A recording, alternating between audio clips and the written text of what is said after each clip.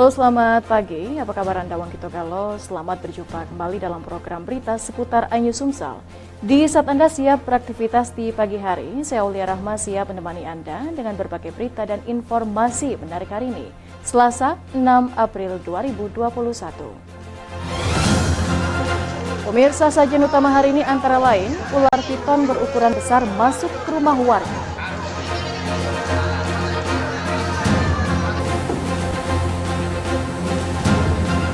Lima perangkat desa dipecat tidak hormat.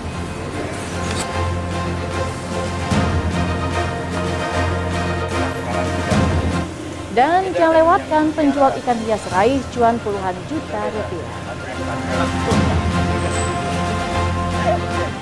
Pemirsa, inilah seputar Ainyu Sumsel selengkapnya. Kita awali dengan berita pertama. Pemirsa, seekor ular piton berukuran besar masuk ke rumah warga di Jalan Kemas Rindo, Ogan Baru, Kertapati, Palembang. Ular sepanjang 5 meter ini sempat membuat panik pemilik rumah dan warga sekitar. Video amatir warga ini memperlihatkan saat evakuasi seekor ular piton sepanjang 5 meter. Ular ini bersembunyi di bawah lantai salah satu rumah warga Jalan Kemas Rindo, Kelurahan Ogan Baru, Kertapati, Palembang. Terlihat warga berusaha mengevakuasi ular dengan alat seadanya. Suprapto, tetangga pemilik rumah, menyatakan ular piton sepanjang 5 meter ini ditemukan tukang bangunan yang bekerja merehab rumah tempat ular ditemukan. Awalnya tukang membongkar lantai di depan pintu masuk rumah. Sewaktu melakukan pembongkaran, terlihat ada ular. Tukang bangunan tersebut kemudian memanggil warga lalu mengevakuasi ular tersebut. Diduga ular piton sepanjang 5 meter ini muncul dari belakang rumah warga karena ada rawa-rawa dan semak belukar. Pertama-tama kan jadi bobok rumah di snaper itu, jadi terjengoklah ular besar di selok pendasi itu, di depan pintu itu. Terus jadi rame-rame lah wong jengoknya. Selanjutnya ular piton ini dijual warga ke pengepul hewan. Dari Palembang, Guntur Riansyah, iNews melaporkan. Dan pemirsa, tim Ombudsman Sumsel mendatangi kantor Camat Kayu Agung, Kabupaten Oki, guna menggali informasi dan klarifikasi atas dipecatnya 5 perangkat desa Srigeni Lama. Kedatangan mereka atas laporan 5 perangkat desa yang tidak terima dipecat tidak hormat. 5 perangkat desa yang dipecat oleh Kepala Desa Srigeni Lama, Kecamatan Kayu Agung, Kabupaten Oki, di antaranya Kailani yang menjabat sebagai Kasih Pemerintahan Desa, Beni Bafiston, Efri Suhadi, Kasih Kesejahteraan dan Pelayanan Desa, Tuti Handayani, Kaur Keuangan Desa, dan Murni Kadustika. Perangkat desa yang dipecat tersebut tidak terima dan melaporkannya ke Ombudsman Sumsel. Berdasarkan laporan tersebut, Ombudsman Sumsel mendatangi kantor Camat Kayu Agung untuk melakukan klarifikasi dan pemeriksaan serta menggali informasi kepada Camat Kayu Agung, Iskandar, dan Kades Srigeni Lama, Abdullah Kadir. Perangkat desa yang diberhentikan mengaku tidak terima dipecat secara tidak hormat tanpa menerima surat pemberitahuan apapun terkait pemberhentian tersebut.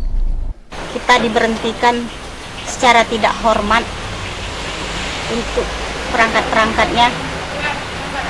Sudah kita nggak menerima surat apapun untuk diberhentikan, baik secara lisan maupun secara tertulis. Mereka itu ada yang diberhentikan di bulan 2 setelah Kades diangkat, dilantik, dan mereka langsung diberhentikan, dan ada yang tidak pernah diajak berkomunikasi sama sekali, walaupun mereka sudah mengadakan pendekatan. Sementara itu, Kades Srigeni Lama, Abdullah Kadir, menyatakan pemecatan telah sesuai prosedur. Mereka tidak kooperatif sama saya. Selama saya menjabat kepala desa, mereka tidak pernah silaturahmi. Dan kedua, mereka meninggalkan pekerjaan mereka selama 2 bulan berturut-turut tidak tanpa ada alasan. Kasus pemecatan 5 perangkat desa ini masih ditangani Ombudsman Sumatera Selatan. Dari Ogan Komering Ilir, Fitriadi, iNews melaporkan. Selain itu, pemirsa, guru SMP dan SMA di Kota Prabu-Muli melakukan vaksinasi sebelum belajar tatap muka kembali dibuka Juli mendatang. Sayangnya, meski telah mengetahui himbauan protokol kesehatan, ternyata masih didapati guru melepas masker. Beberapa orang guru sekolah di Kota Prabu Muli ini melepas masker meski mengetahui mereka memasuki kawasan wajib masker di Rumah Sakit Umum Daerah Kota Prabu Muli. Sayangnya, tindakan oknum guru ini tak mendapatkan teguran dari pihak rumah sakit. Rumah Sakit Umum Daerah Kota Prabu Muli saat ini tengah melakukan vaksinasi sebanyak 300 guru sekolah menengah pertama dan sekolah menengah atas sebelum aktivitas belajar tatap muka kembali dibuka Juli mendatang. Sekarang kurang lebih 300 dari hari ini kurang lebih 60 orang yang akan melakukan vaksin. Dari ratusan guru yang menerima vaksin COVID-19, masih banyak terdapat guru yang belum bisa menerima vaksin karena faktor kesehatan dan penyakit penderita yang diderita. Namun demikian, para guru berharap mereka dapat menerima vaksin agar saat belajar tatap muka bebas dari terpaparnya COVID-19. Hasilnya ditunda 190 per 120. Jadi belum bisa divaksin? Ya, setengah jam lagi. Nurunkan kalau tak turun kaget baru bisa. Pemerintah Kota Prabu Muli saat ini tengah mendata dan menunggu vaksin tahap 3 yang diperuntukkan bagi para pedagang pasar dan guru untuk yang belum divaksin. Dari Prabu Muli, Beri Brima iNews melaporkan. Selain itu pemirsa, pemerintah Provinsi Sumatera Selatan mulai melakukan vaksinasi COVID-19 kepada pengasuh dan tenaga kependidikan di pondok pesantren. Hal ini dilakukan sebagai upaya mempercepat kembalinya aktivitas pendidikan di Ponpes, mengingat sudah 1 tahun lebih ikut terdampak COVID-19. Gubernur Sumatera Selatan Herman Deru menjelaskan pengasuh dan tenaga pendidikan di Ponpes merupakan bagian dari pelayanan publik yang menjadi prioritas untuk menerima vaksinasi COVID-19. Titik vaksinasi ini dimulai dari pesantren modern Sultan Mahmud Badarudin II, Kelurahan Talang Jambi, Palembang. Ada sebanyak 416 pondok pesantren di Sumsel dan tercatat ada sekitar 8.320 orang.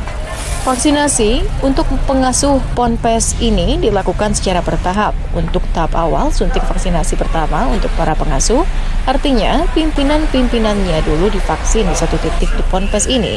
Baru setelah ini tim vaksinator melakukan roadshow ke pesantren lainnya. Mudah-mudahan masyarakat pada umumnya Talang Jambi kami harapkan untuk segera divaksin karena vaksin ini merupakan hal yang terbaik untuk menangkal COVID-19 ini. Mengatensi dengan sikap positif dan yakin saya bahwa beliau ini akan menjadi panutan bagi komunitasnya, juga panutan bagi sekian banyak umat muslim untuk dapat ikut bervaksin. Selain itu, mulai awal April ini, Pemprov Sumsel juga akan melakukan survei tentang imunitas masyarakat Sumsel yang dilakukan dengan cara statistik. Pemprov menggandeng lembaga survei independen yang memang ahlinya untuk mengukur, mencari sasaran random minimal 1.000 orang. Selanjutnya, membawa sasaran ke laboratorium. Dari Palembang, Bambang Irawan iNews melaporkan. Dan pemirsa, cabang olahraga Wushu Sumatera Selatan mulai menyiapkan prestasi jangka panjang, yakni kesiapan pembinaan atlet untuk gelaran Pekan Olahraga Nasional tahun 2024 di Aceh. KONI Sumatera Selatan memberikan bantuan pembinaan atlet sebesar 100 juta rupiah. Ketua Umum KONI Sumsel Hendri Zainuddin mengantungkan harapan tinggi terhadap prestasi cabur Wushu di bumi Sriwijaya. Wushu menargetkan prestasi emas di semua nomor. Namun untuk PON 2024 di Provinsi Aceh dalam jangka pendek PON 2021, Wushu hanya mengirim atlet unggulan. Hal ini disampaikan usai menghadiri rapat kerja Provinsi Wushu Indonesia Sumsel di Suwarna Dwi Palembang Minggu siang. Mengincar prestasi atlet untuk jangka panjang dilakukan kepengurusan Wushu agar nantinya para atlet unggulan sudah siap menghadapi berbagai event dan pertandingan Wushu secara lokal maupun nasional.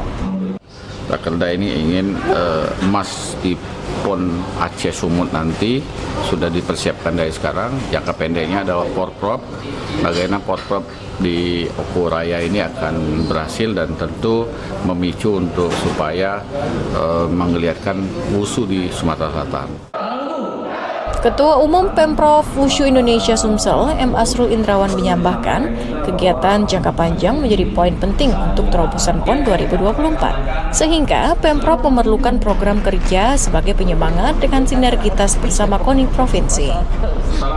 Selanjutnya, akan ada kejuaraan terbuka tingkat nasional sebagai partner atlet dengan beraudiensi bersama pemerintah. Selain itu, mengadakan pelatihan wasit dan pelatih untuk membentuk bibit baru di daerah.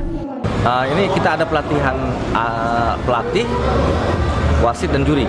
Itu yang utama karena di daerah kita pengen ada atlet-atlet binaan yang memang berprestasi. Dan itu harus ada pelatih dan wasit dan juri di daerah.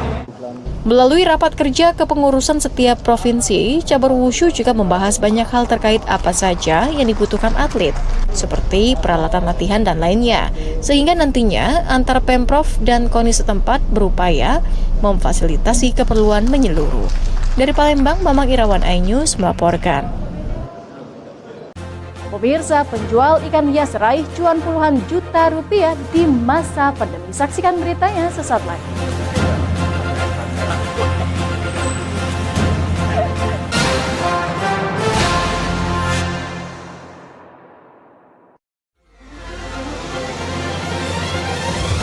Tim gabungan kembali mengevakuasi korban kecelakaan bus Sriwijaya. Pemirsa, polisi akan mengumumkan hasil uji balistik penembakan gedung DPR. Pemirsa, razia minuman keras di Tangerang, Banten diwarnai kejar-kejaran polisi dan beberapa pemuda mabuk.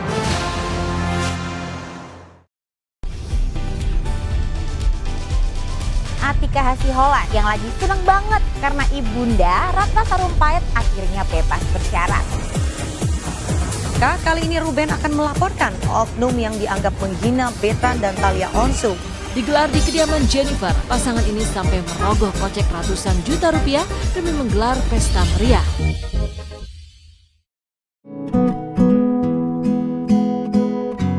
Terkadang hidup terasa berat,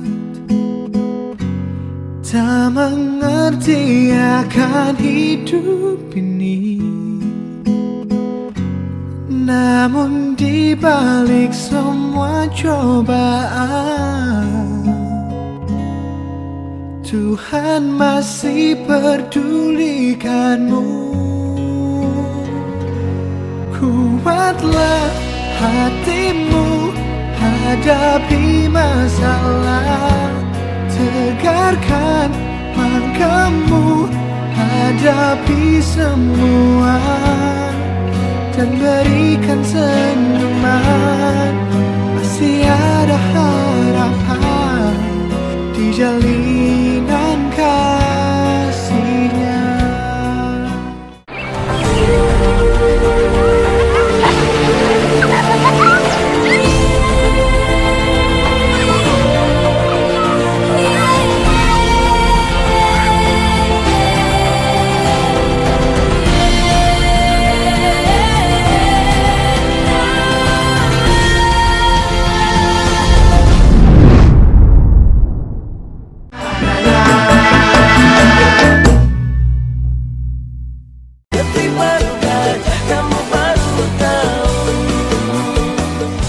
Yayasan Jalinan Kasih bekerjasama dengan Smile Train menyelenggarakan operasi gratis sumbing bibir dan langitan. Untuk pendaftaran hubungi Sekretariat Yayasan Jalinan Kasih 021 3983 6962 atau 021 3909 103 atau 021 3902 120 atau 021 3913 013.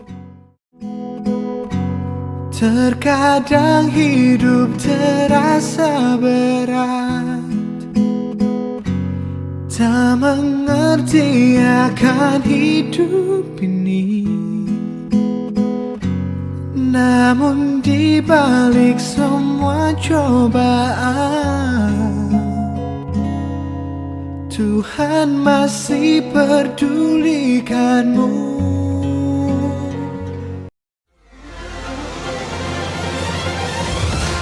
Gabungan kembali mengevakuasi korban kecelakaan bus Sriwijaya. Pemirsa, polisi akan mengumumkan hasil uji balistik penembakan gedung DPR. Pemirsa, razia minuman keras di Tangerang, Banten diwarnai kejar-kejaran polisi dan beberapa pemuda mabuk.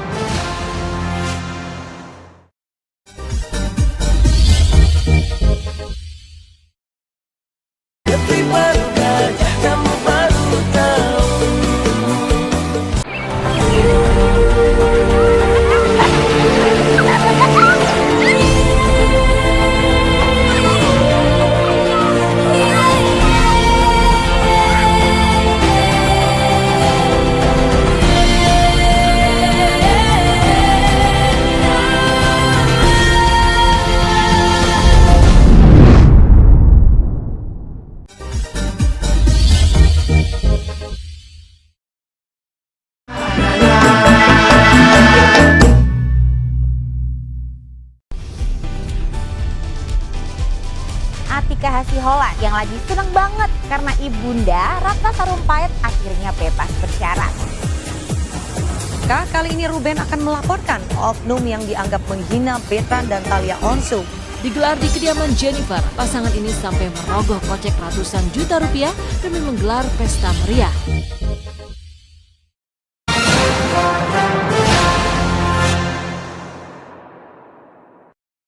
Terima kasih Anda masih bersama kami pemirsa. Hanya gara-gara tak memberi uang Rp2.000, seorang sopir angkot di Kota Palembang nyaris tewas ditusuk pemalak. Korban mengalami luka cukup parah di bagian mata dan kepala. Sopir angkot jurusan Ampera Pelaju Palembang ini langsung dilarikan ke Rumah Sakit Bari Palembang oleh teman seprofesinya usai ditusuk preman di kawasan Pasar 16 Ilir Palembang.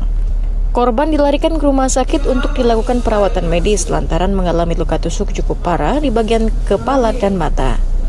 Peristiwa penusukan terjadi saat korban sedang menunggu penumpang di lokasi kejadian. Tiba-tiba seorang preman datang dan memalak korban dengan meminta sejumlah uang. Pelaku kemudian marah karena uang yang diberikan korban tak sesuai, langsung menusuk korban di bagian kepala dan punggung. Korban berharap polisi segera meringkus pelaku dan memberantas aksi premanisme di kawasan Pasar 16 Ilir Palembang. Iya, dia tuh dari lama Pak, dia tuh minta tahu nak keni nak minta duit tu nak mai itulah minta dia tuh diinjak kurang nak nangani ke mobil, nak mecah ke mobil lah apalah. Kasus penusukan sopir angkot ini masih dalam penyelidikan Polrestabes Palembang. Polisi masih memburu pelaku yang telah teridentifikasi. Dari Palembang, Muhammad David iNews melaporkan. Pemirsa, untuk menyambut datangnya bulan suci Ramadan, ratusan warga yang berasal dari 3 kelurahan bergotong royong membersihkan jalan dan menanam pohon untuk penghijauan di sepanjang jalan Tegal Binangun Palembang. Menyambut bulan suci Ramadan 1442 Hijriah tahun 2021 yang tinggal menghitung hari lagi, warga Kelurahan Tegal Binangun, Kecamatan Pelaju Darat, Kota Palembang kembali bergotong royong melakukan pembersihan di seputaran tempat tinggalnya. Pembersihan dimulai di sepanjang jalan Tegal Binangun. Selain membersihkan jalan, ratusan warga juga melakukan penghijauan dengan menanam puluhan pohon. Wilayah yang menjadi titik tempat gotong royong ini merupakan wilayah yang sedang bersengketa karena warga tidak mau mengakui tempat tinggal mereka masuk Kabupaten Banyuasin. Warga menyatakan warga di 3 kelurahan menolak menjadi warga Banyuasin dan tetap ingin menjadi warga Kota Palembang. Kami gotong royong ini ternyata bertepatan Banyuasin Pulau nak gotong royong di sini. Jadi kalau Banyuasin itu yang gotong royongnya bukan wong sini, wong luar. Kami pacak gotong royong dewe di masyarakat itu. Jadi pacaklah kami dewe. Dari dulu tanah ini kami beli, KTP penduduk warga ini Palembang. Jadi Banyuasin usah repot-repot gotong royong di sini. Hingga saat ini wilayah tapal batas ini belum juga menemukan titik terang apakah masuk Banyuasin atau masuk Kota Palembang. Ratusan warga yang ikut dalam kegiatan gotong royong sepakat dan tetap ingin menjadi warga Palembang. Dari Palembang, Uturiansyah iNews melaporkan. Pemirsa, selain menyalurkan hobi, menjual ikan hias saat pandemi juga bisa mendatangkan cuan. Banyaknya orang yang mulai tertarik memelihara ikan hias mendatangkan keuntungan bagi para penjual ikan hias di Kota Palembang. Seperti apa bisnis ikan hias di tengah masa pandemi saat ini? Berikut liputannya.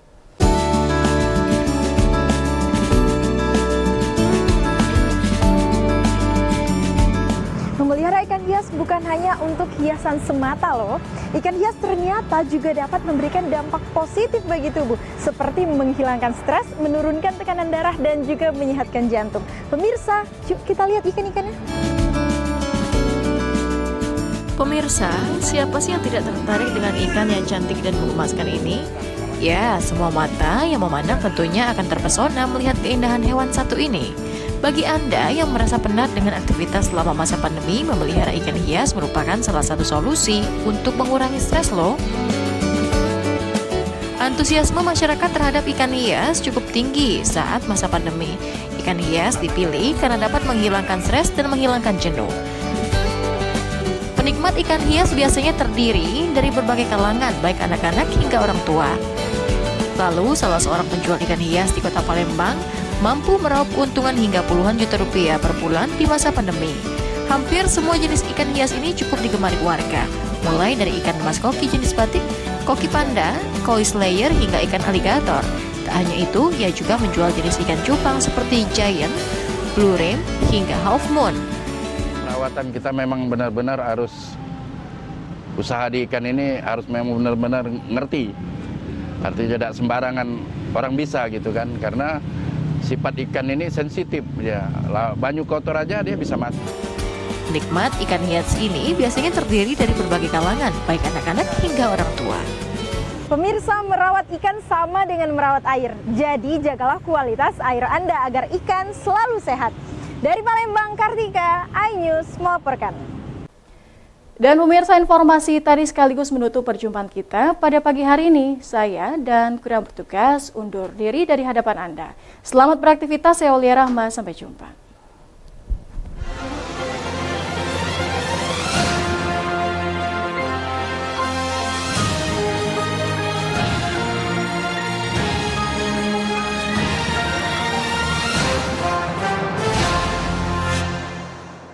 Kuatlah hatimu hadapi masalah.